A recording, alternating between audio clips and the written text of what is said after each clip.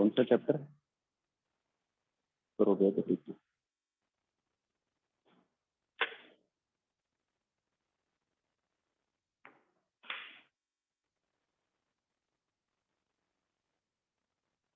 Triangle कब करवाओगे? बस जस्ट इसके बाद ट्रायंगल ही करना है।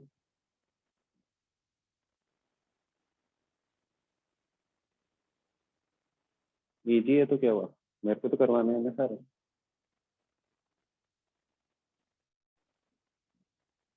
प्रोबेबिलिटी का मतलब क्या है? चांसेस।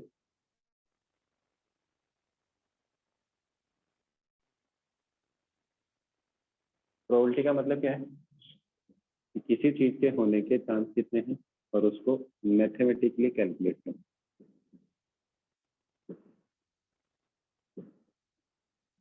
उसको क्या बोलते हैं? प्रोबेबिलिटी।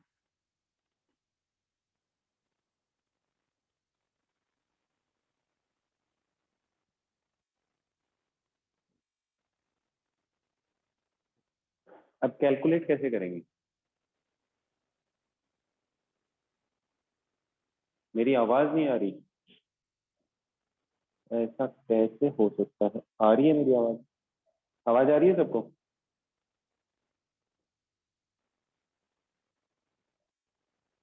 ठीक है। मैथमेटिकली चांसेस को कैलकुलेट करना। जैसे मान लो कि कोई चीज है, वो 4 बार में किया तो एक बार कोई चीज पॉसिबल हुई, मतलब आने की चांसेस कि कितने चांसेस उसके फेवर में है या कितने चांसेस उसके फेवर में नहीं है होने के। ठीक है, कॉइन को टॉस करते हैं, हेड कितनी बार आ सकता है, टेल कितनी बार आ सकता है। ठीक है, ये सब क्या है? कैलकुलेट करना मैथमेटिकली। ये क्या क्या बोलते हैं इसको? प्रोबेबिलिटी। लेकिन होनी क्या चाहिए? किस चीज की प्रोबेबिलिटी? कोई भी एक एक्सपेरिमेंट। क्या होना चाहिए? एक्सपेरिमेंट। किस चीज पे कैलकुलेट करेंगे? एक्सपेरिमेंट पे। अब एक्सपेरिमेंट किसको बोलेंगे? एक्सपेरिमेंट क्या होगा? कोई भी काम या कोई भी ऑपरेशन, कोई भी एक्शन या कोई भी ऑपरेशन हो, ठीक है, और उससे क्या आते हैं? कोई भी एक्शन या प्रोसेस, ठीक है, ऑपरेशन, कोई भी चीज, कोई भी काम किया हो और क्या हो, उसका कुछ एक रिजल्ट हो। ठीक है, कि किया तो फाइनल ये बने। क्या बनना चाहिए? रिजल्ट। और वो भी कैसा हो? Well defined. वेल डिफाइंड का मतलब क्या है? एक फिक्स कोई ना कोई रिजल्ट आना चाहिए। उसको क्या बोलते हैं? एक्सपेरिमेंट। एक एक्सपेरिमेंट क्या है? कोई भी एक्शन या ऑपरेशन, ठीक है, कोई भी परफॉर्म किया और उसका एक रिजल्ट हो, वो कैसा होना चाहिए? Well defined. ठीक है, जैसे एक डाइस को थ्रो किया, 1 2 3 4 5 6, ये पॉसिबल है, तो हर एक रिजल्ट कैसा है? वेल डिफाइंड है। ठीक है, अब एक्सपेरिमेंट दो तरीके के होते हैं। कौन से? एक तो जो लैब के अंदर होते हैं, ठीक है, उनको क्या बोला जाता है? Deterministic experiment.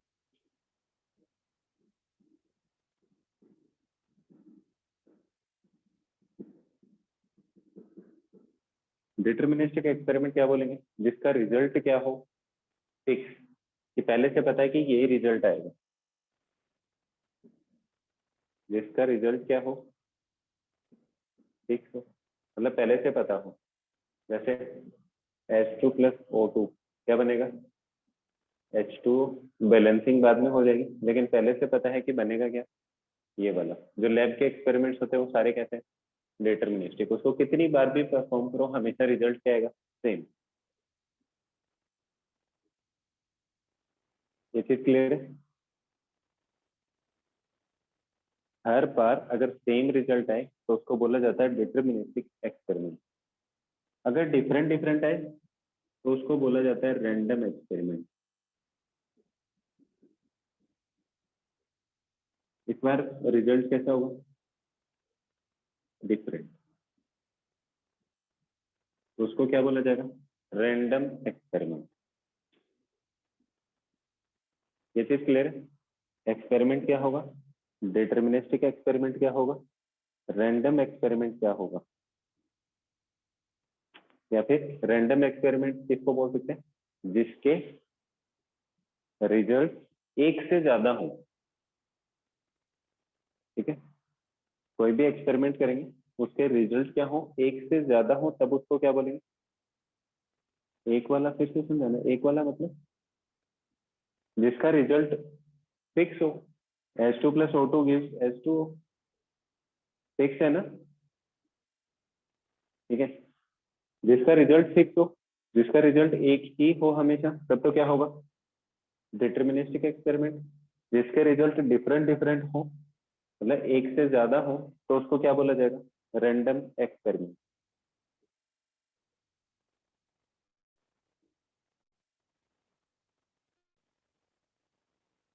भाई जिसका रिजल्ट फिक्स हो, एक ही रिजल्ट हो, कितनी बार बोलूं?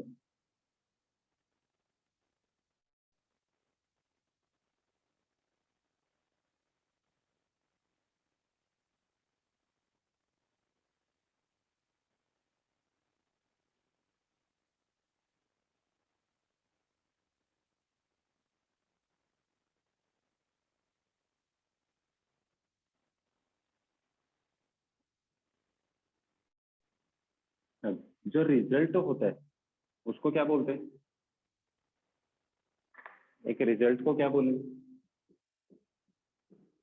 जो भी रिजल्ट आया, ठीक है, प्रोबेबिलिटी की टर्म्स में उसको बोलते हैं आउटकम।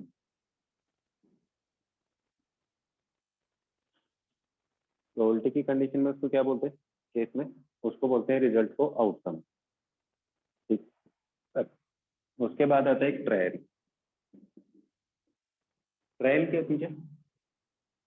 कि एक एक्सपेरिमेंट को बार बार किया, हर बार क्या हो, डिफरेंट डिफरेंट रिजल्ट या सेम रिजल्ट भी आए।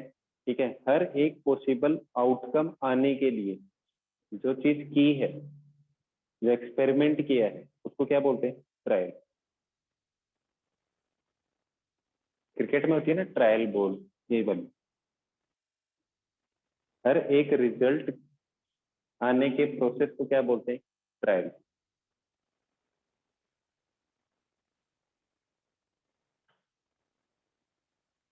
उसके बाद क्या आता है? इवेंट। इवेंट क्या होता है?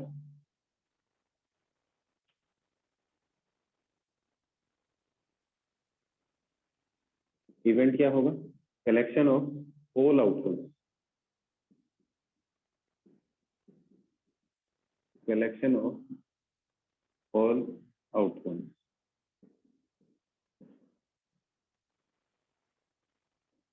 या फिर कुछ भी हो सकते हैं, जरूरी नहीं है कंप्लीट हो। कलेक्शन ऑफ ऑल आउटकम जो रिक्वायर्ड है, या फिर टोटल जितने भी हैं उनमें से वो ही वाले जो उस एक्सपेरिमेंट के लिए पूछे गए। ऑल और सम आउटकम, कि जितने भी आउटकम पॉसिबल हैं उनमें से कुछ या सारे अगर एक साथ लिखूंगा तो उसको बोला जाएगा एक इवेंट।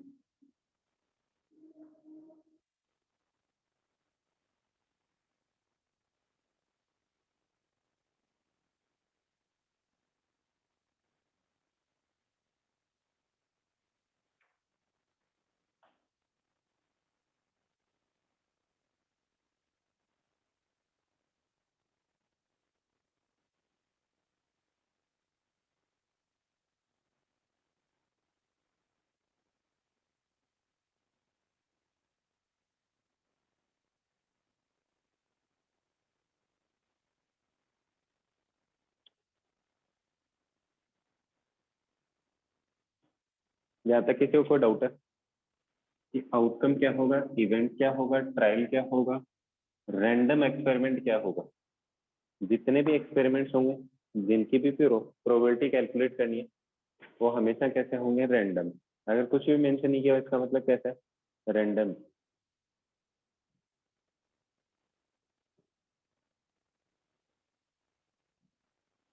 ठीक है, मेरे पास नंबर लिखे हैं 1 2 3 4 5 6 7 8 9 और 10। ठीक है, ये क्या है, टोटल आउटकम्स है जो जो हो सकते हैं। ठीक है, जितने भी हैं सारे। अब इवेंट क्या है, इवेंट डिसाइड कर रहा हूँ क्या, कि जो भी नंबर आएगा,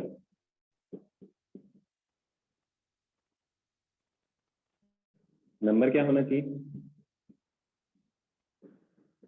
परफेक्ट स्क्वायर।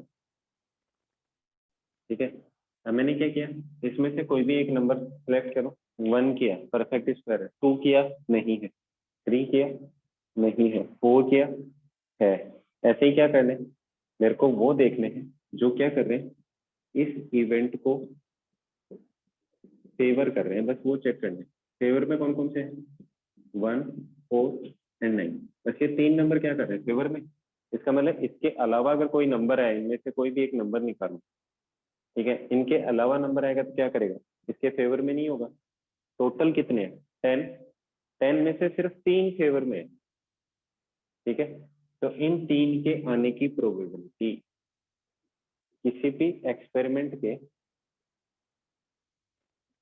क्या आएगा, ये प्रोबेबिलिटी ऑफ, ई लिखने का मतलब क्या है, ये वाला इवेंट होने की प्रोबेबिलिटी। मेरे पास 10 तक के नंबर लिखे हुए हैं कहीं पे, उनमें से मेरे को परफेक्ट स्क्वायर नंबर निकालना है। तो पॉसिबल क्या क्या है, 1 4 और 9। इसके अलावा तो कोई परफेक्ट स्क्वायर नंबर नहीं है। ठीक है, तो 1 4 और 9, इस इवेंट के होने की प्रोबेबिलिटी क्या है। जैसे मान लो मैंने कोई एक नंबर निकाला, 6 आ गया, तो परफेक्ट स्क्वायर नहीं है। तो ऐसे ही कि ये होने की प्रोबेबिलिटी कैलकुलेट करनी है, तो इस इवेंट के होने की प्रोबेबिलिटी ऐसे लिखते हैं, ई और P.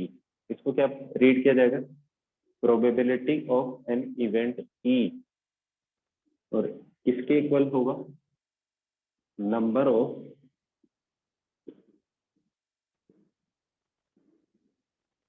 Favourable outcome upon total number of outcome.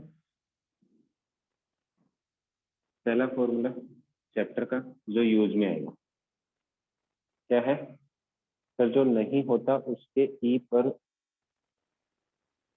हाँ जी, ये क्या है, प्रोबेबिलिटी ऑफ इवेंट।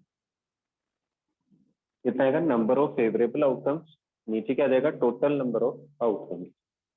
अच्छा, अगर मान लो कि ये वाला इवेंट नहीं होने की प्रोबेबिलिटी कैलकुलेट करनी, तो पी के ऊपर ई, ई के ऊपर एक बार लगा दी जाती है। जैसे लिखा जाता है ना 3.5 पे बार, वैसे ई के ऊपर बार लगा दूंगा। तो इसका मतलब क्या है कि उस प्रोबेबिलिटी के होने की या वो इवेंट से नहीं होने की प्रोबेबिलिटी कितनी है। तो नंबर ऑफ क्या आ जाएगा, कौन से, नंबर ऑफ आउटकम्स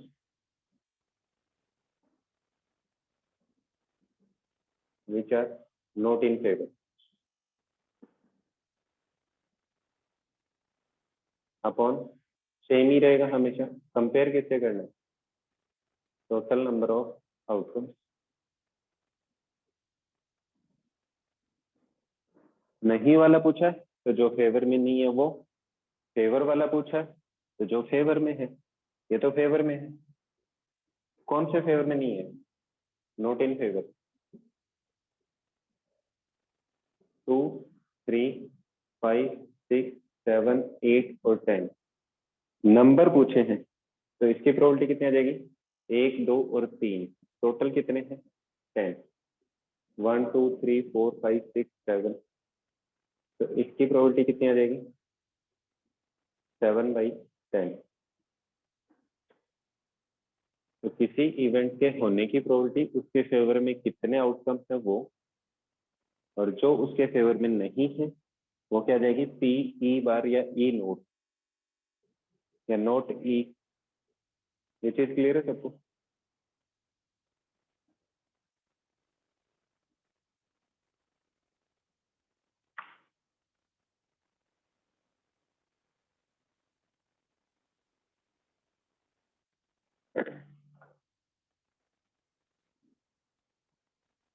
अच्छा, अगर होने की प्रोबेबिलिटी और नहीं होने की प्रोबेबिलिटी दोनों का सम कर रहा हूँ मैं, देखो कितना आएगा, 3/10 प्लस 7/10 कितना रहा, 1। तो इसका मतलब इसका सम हमेशा कितना आएगा, 1 की। भाई कोई भी एक्सपेरिमेंट किया या तो वो होगा या नहीं होगा, दोनों ही चीजें। तो जितने फेवर में होंगे वो और जितने फेवर में नहीं होंगे उन दोनों का सम डिवाइडेड बाय टोटल, तो वो तो टोटल के इक्वल ही होगा। तो मैक्सिमम प्रोबेबिलिटी कितनी हो सकती है, हमेशा 1। भाई सारे फेवर में होंगे अपॉन में टोटल, तो मैक्सिमम प्रोबेबिलिटी कितनी हो सकती है, 1। और मिनिमम,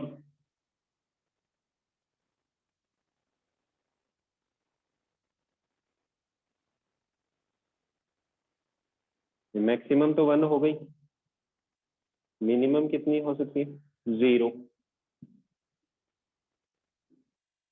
कैसे, जैसे एक डाइस को थ्रो किया, नंबर क्या क्या पॉसिबल है, ये लिख लेना, ये वाला और ये वाला, कि किसी इवेंट के होने की प्रोबेबिलिटी और नहीं होने की प्रोबेबिलिटी दोनों का सम हमेशा कितना होगा, 1।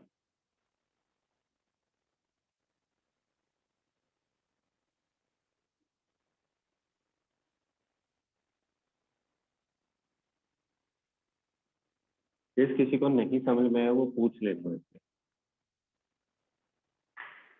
ठीक है। एक डाइस को थ्रो किया, नंबर कौन कौन सी पॉसिबल है, 1 2 3 4 5 और 6। इसके अलावा कोई नंबर आ सकता है डाइस को, इसके अलावा कोई नंबर हो सकता है डाइस पर, 1 से लेके 6 तक के अलावा डाइस को थ्रो किए, नहीं हो सकता। अच्छा, एक इवेंट डिसाइड कर रहा हूँ कि डाइस को थ्रो करने पे नंबर आना चाहिए 8, क्या ऐसा पॉसिबल है,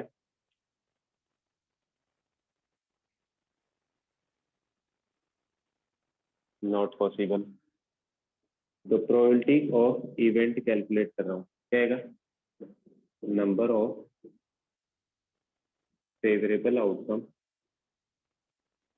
divided by total number of outcomes.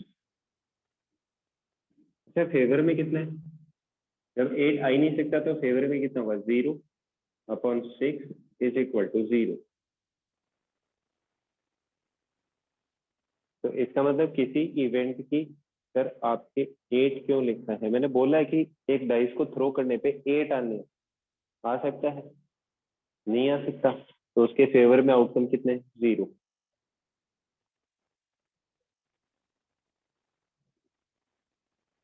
मतलब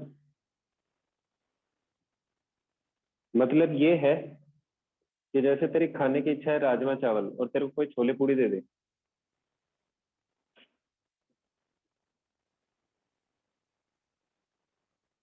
तो उनको तो राजमा चावल नहीं बोल सकता ना। जब डाइस पे नंबर ही 1 से लेके 6 तक होते हैं तो 8 कहाँ से आएगा, 8 तो आ ही नहीं सकता।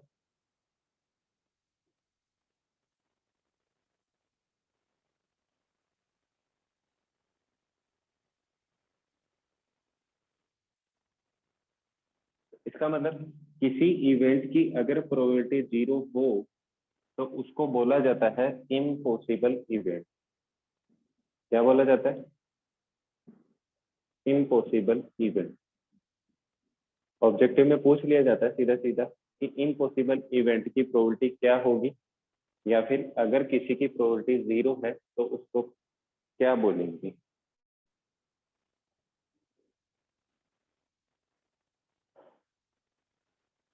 इम्पॉसिबल इवेंट हो गया। अच्छा मैं बोलूं, इवेंट दिया है कि नंबर क्या आना चाहिए, 1 2 3 4 5 और 6, तो प्रोबेबिलिटी क्या बनेगी, भाई 1 से लेके 6 से कोई भी नंबर आ सकता है, तो फेवर में कितना है, 6 के 6 ही है, टोटल भी 6 है और फेवर में भी कितने हैं, 6। तो प्रोबेबिलिटी कितनी आएगी, 6/6 मतलब 1। तो इसका मतलब अगर किसी इवेंट की प्रोबेबिलिटी 1 है तो उसको क्या बोला जाता है, श्योर इवेंट। पॉसिबल नहीं बोलेंगे, श्योर, या तो श्योर होगा या इम्पॉसिबल होगा। अगर किसी की प्रोबेबिलिटी 1 है तो उसको क्या बोला जाएगा, श्योर इवेंट। अगर 0 है तो इम्पॉसिबल इवेंट। 6/6 कैसे आया, ऐसे 6 इधर 1 2 3 4 5 6, और ये तो क्या है, टोटल जितने हो सकते हैं, और ये उस इवेंट के होने की प्रोबेबिलिटी। तो ये आउटकम्स कब कब आ सकते हैं, कितनी बार आ सकते हैं, 6 बार। टोटल भी कितने हैं, 6।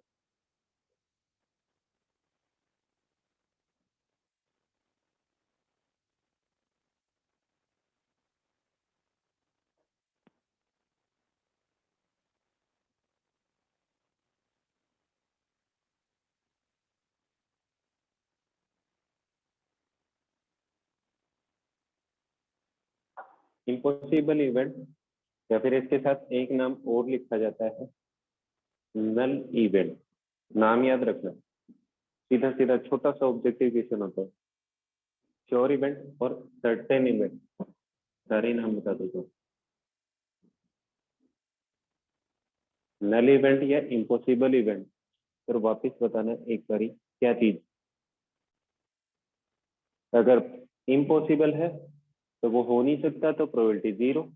और हमेशा वो ही इवेंट हो, मतलब एक डाइस को थ्रो किया, मैं बोलूँ 1 से लेके 6 तक कोई भी नंबर आ जाए, तो इसका मतलब हर कोई नंबर आएगा वो क्या होगा, उसके फेवर में। अगर मैं बोलता सिर्फ इवन नंबर तो 2 4 6 होता उसके फेवर में। ओड नंबर बोलता तो 1 3 5 होता उसके फेवर में। मैं बोल रहा हूँ कि 1 से लेके 6 तक आने की प्रोबेबिलिटी, तो 1 से 6 तक ही आ सकता है, इससे बड़ा नंबर तो आ ही नहीं सकता, तो टोटल ये है, और फेवर में ये वाले नंबर। तो इम्पॉसिबल इवेंट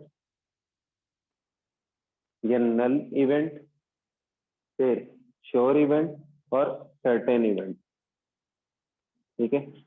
फिर नोट इवेंट वाला क्या था, ई के ऊपर बार लगाई जाती है, ठीक है। ई के ऊपर बार लगी होती है, उसको क्या बोलते हैं, नोट एन इवेंट। और उसको एक डाउट है, बोल तो क्या डाउट है, उसको अगर स्पेशल नाम दिया जाता है तो उसको बोला जाता है कॉम्प्लीमेंट ऑफ एन इवेंट। इसकी प्रोबेबिलिटी कैसे कैलकुलेट करेंगे, इसको रिप्रेजेंट किया जाता है नोट ई, अभी अभी बताया था कैसे, ई के ऊपर बार।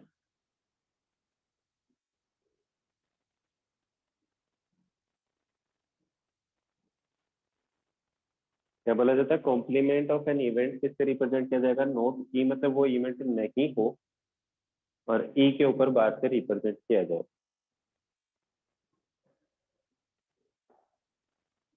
फिर प्रोबेबिलिटी कहाँ से कहाँ तक, 0 हो सकती है, 0 से बड़ी, और किस नंबर से छोटी, 1।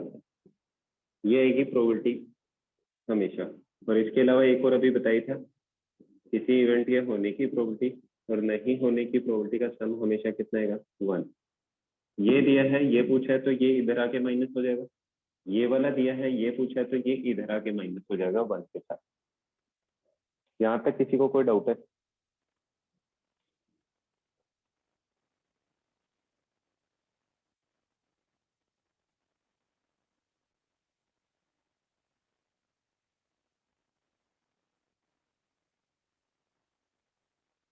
किसी को कोई भी डाउट।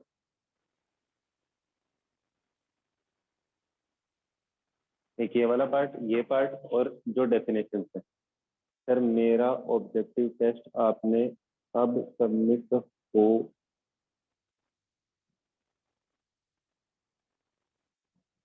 ऐसा कभी नहीं होता बालक। इस बार टेस्ट हो तो यहाँ बैठ के देना, मेरे सामने पता चल जाएगा सबमिट होता है कि नहीं होता। मिनिमाइज करोगे, कोई कॉल आएगी तो हो गई सबमिट। गूगल पे सर्च करने की ट्राई करने से होता है सबमिट। श्योर इवेंट या certain event, impossible event, null event, complement of an event, और प्रोबेबिलिटी कैसे कैलकुलेट होती है, पता नहीं है अभी तो, मेरे को कंफर्म नहीं है। सुनने में है कि 5 तारीख से हो सकती है। Probability is 1/2। या तो होगी या नहीं होगी। ठीक है, एग्जाम्पल, ए bag contain 4 white balls, 7 red balls,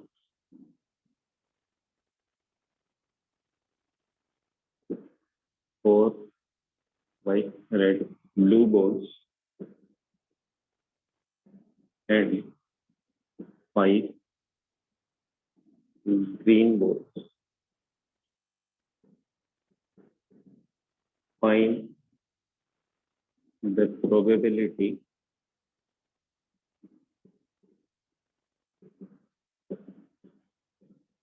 पहला पार्ट, ग्रीन होने की प्रोबेबिलिटी।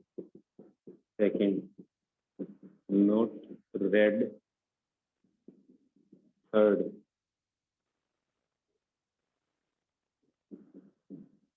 ब्लू और white. Fourth, not blue, not green. ना तो ब्लू होनी चाहिए और ना ही ग्रीन होनी चाहिए।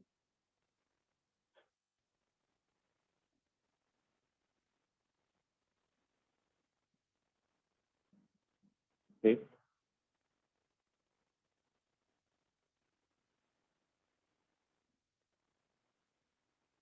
चलो, बहुत है इतनी।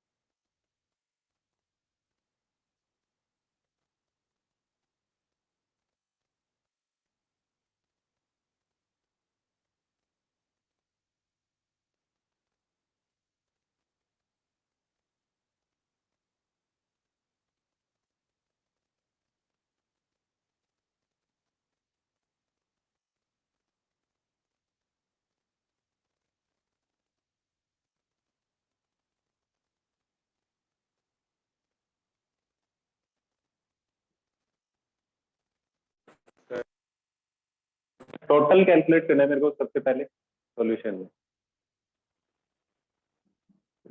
टोटल कितना आएगा? 4 + 7 + 4 + 5, टोटल तो हो गया 20। पहला पार्ट, ग्रीन की प्रोबेबिलिटी। ग्रीन कितने? 5, तो 5 फेवर में divided by total 1/4। Second probability किसकी कैलकुलेट करनी है? नॉट रेड, रेड नहीं होनी चाहिए। तो रेड कितने? 7। अगर 7 नहीं होंगे रेड तो फेवर में कितना आएगा? 13। मतलब रेड के अलावा कोई भी हो, चाहे व्हाइट हो, चाहे ब्लू हो, चाहे ग्रीन। 13/20 हो गया। या फिर पहले रेड की कैलकुलेट करो और 1 से माइनस कर दो। उसके बाद ब्लू और व्हाइट, ब्लू भी हो सकती है और व्हाइट भी हो सकती है।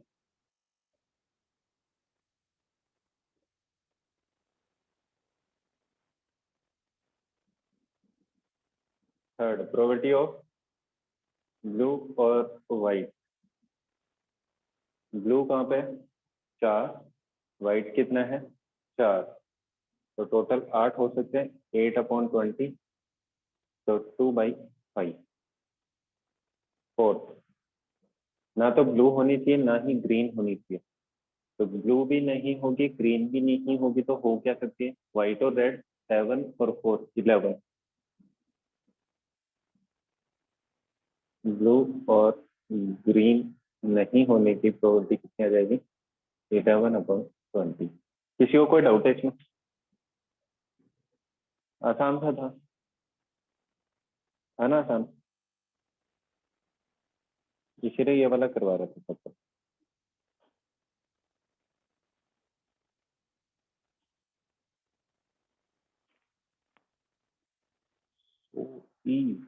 किसी को कोई डाउट है तो पूछो, अदरवाइज मिटा रहा हूँ। मिटाने के बाद मैं बोलूँ सर ब्लू और व्हाइट 8/20 कैसे है? ब्लू कितनी है? 4। व्हाइट कितनी है? 4। तो ब्लू और व्हाइट 4 और 4 8 फेवर में है ना, तो 8/20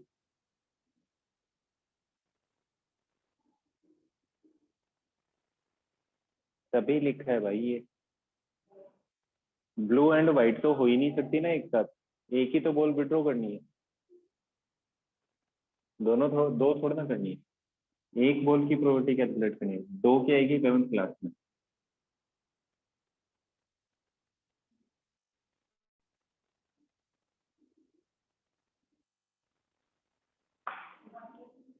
अब नेक्स्ट जो होंगे कॉइन्स से रिलेटेड। अच्छा, एक कॉइन को टॉस करूं और 1 कॉइन, टोटल आउटकम्स कितने हो सकते हैं? या तो टी होगा या एच होगा, तो टोटल हो जाएंगे 2। दो कॉइन्स को एक साथ किया, टोटल कितना बनेगा? देखो, पहले पे टी, दूसरे पे भी टी। पहले पे टी, दूसरे पे एच हो सकता है, दूसरे पे एच और टी और एच और एच, टोटल कितना हो जाएगा? 4। ठीक है, चलो 5 कॉइन्स, बताओ टोटल कितना होगा?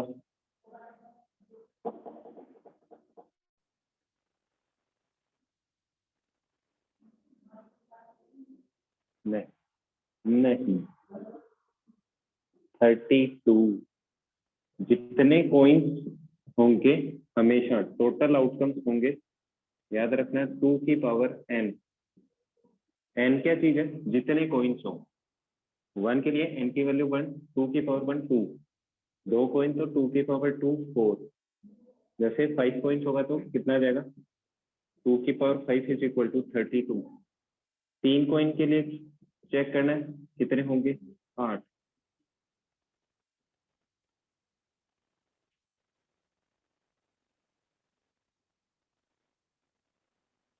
This is clear? कि सबसे पहले तो टोटल आउटकम निकालना है कि होंगे कितने। कर सकते हो? कोइन के लिए कितना आएगा? 2 की power n, total outcome. n क्या चीज है? जितने कॉइन्स यूज किए। क्लियर है?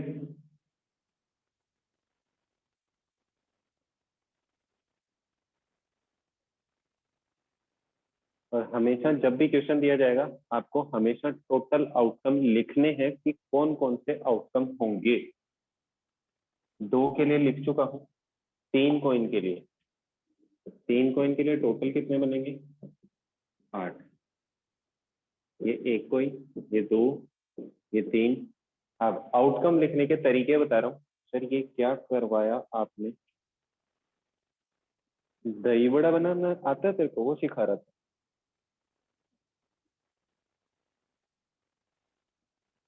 दही बड़े बना रहा हूँ, दही बड़े। ठीक है, टोटल आउटकम्स लिखने का तरीका, पहले तो टोटल आउटकम ढूंढ लो। ठीक है, उसका हाफ करना है। 8 का हाफ कितना होगा? 8 का हाफ 4। 4 टाइम्स टी लिखना है कंटिन्यू ऐसे लाइन में, और फिर 4 टाइम्स एच करना है। कर सकते हो? अच्छा, 4 का half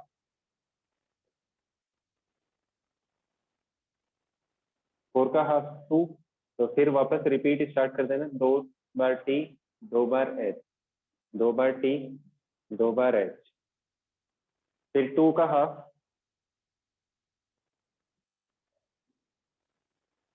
1, 1 time T, 1 time H, 1 time T, 1 time H, 1 time T, 1 time H, 1 time T, 1 time H. वहां तक जाना है जहां तक लास्ट था। ये टोटल 8 का आउटकम है। चेक कर लो, 1 2 3 4 5 6 7 8। क्लियर है?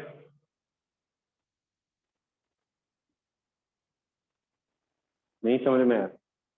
फिर से एक एग्जांपल, 4 कॉइन, टोटल आउटकम कितने होंगे? 2 की पावर 4 मतलब 16। टोटल आउटकम क्या होंगे? 16। तो जितने आउटकम आएंगे करना क्या है, उसका हाफ करना है।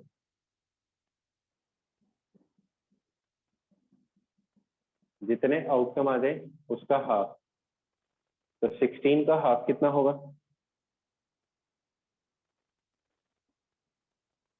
16 का हाफ 8।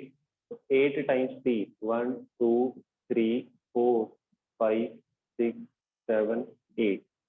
8 टाइम्स 3, उसके बाद 8 टाइम्स एच, 1 2 3 4 5 6 7 और 8। ये क्या आ गया? पहला पॉइंट। 8 का हाफ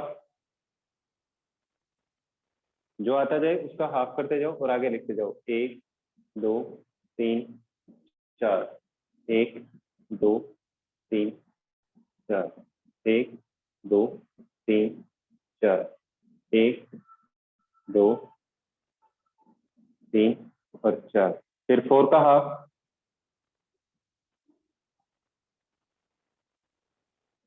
2, बस। तो फिर 2 2 रिपीट करते जाओ। कब तक? जब तक ये वाला एंड नहीं आ जाता।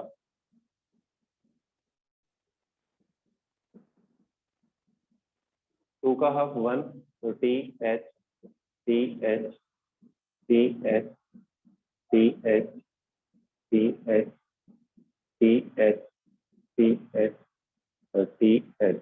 ये टोटल 16 आउटकम आ 4 के केस में। ठीक है, अगर ऐसे सोच सोच के खुद से लिखोगे ना कि ये पॉसिबल है, तो इनमें से कोई एक गायब हो जाएगा। इस सीक्वेंस से करोगे तो एग्जैक्ट बनेंगे जितने बनने हैं। आपने टॉप पे 3 ही लिखा सर, लिखा तो है 1 2 3 और 4। वो रिफ्लेक्शन की वजह से नहीं आ रहा होगा, लाइट की रिफ्लेक्शन। लिखा है मैंने। ठीक है, अब कॉइन से रिलेटेड क्वेश्चन मैक्सिमम तो आपको 3 तक पूछ सकता है। अगर और कोई स्पेशल बना तो ज्यादा से ज्यादा 4 कॉइन के लिए पूछेगा, 5 के लिए कभी नहीं पूछेगा। इससे रिलेटेड क्वेश्चन कर रहा हूँ 3 वाले से और 4 वाले से। इनके अंदर कुछ स्पेशल वर्ड्स यूज करता है। ठीक है, कौन कौन से? एक तो यूज करता है एटलीस्ट, एक एटमोस्ट। ये 2 वर्ड यूज करके कंफ्यूज कर सकता है। एटलीस्ट का मतलब कम से कम उतने कॉइन होने चाहिए। मतलब सॉरी कोई नहीं, एटलीस्ट 2 हेड बोल दे।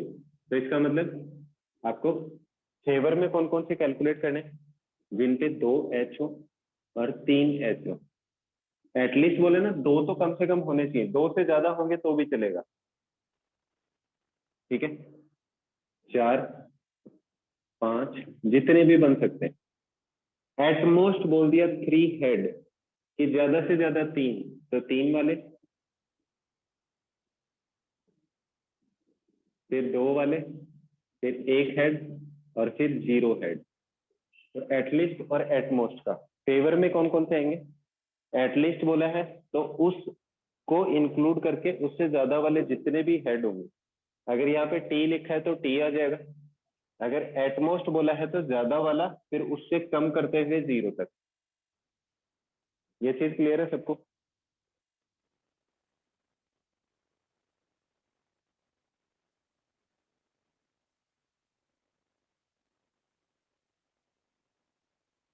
अच्छा, कहीं पे लिखा है नो हेड, इसका मतलब सब पे क्या होना चाहिए, टी। नो वाला भी क्लियर है, एटलीस्ट वाला भी क्लियर है, एटमोस्ट भी क्लियर है। और अगर एग्जैक्ट बोलेगा तो एग्जैक्ट तो कैलकुलेट कर ही सकते हो, ठीक है। जैसे फॉर 3 कॉइन्स, एग्जैक्ट 2 हेड आने की प्रोबेबिलिटी। 2 हेड कौन कौन से में, इसमें नहीं है, इसमें भी नहीं है, इसमें नहीं है, इसमें है एक, इसमें भी नहीं है, ये 2 और 3। तो 2 हेड आने की प्रोबेबिलिटी कितनी आ जाएगी, 3/8। अच्छा, 4 वाले केस में 2 हेड आने की प्रोबेबिलिटी, ऐसे सीक्वेंस में लिखे होंगे तो काउंट करना आसान होगा। देखो 1 2 3, एक इसमें 2 है, इसमें भी 2, इसमें भी 2, 2 2, 1 2 3 4 5 और 6, कितना जाएगा, 6/16, मतलब 3/8। सेम ही यही प्रोबेबिलिटी। इसका मतलब ये नहीं है कि कोइन ज्यादा हो जाएंगे तो कम, सेम ही रहेगी। आपको चेक करना है हमेशा, और फेवर में जो जो लिखे हैं वो आपको लिखने भी हैं कि फेवर में ये वाले, अगर सब्जेक्टिव है तो। अदरवाइज ऑब्जेक्टिव में तो आप ना लिखोगे तो भी चलेगा, आंसर मैच होना चाहिए। किसी को कोई डाउट है कोइन से रिलेटेड या फिर प्रोबेबिलिटी के डेफिनेशन से रिलेटेड, और जो टर्म्स बताई हैं उनसे रिलेटेड?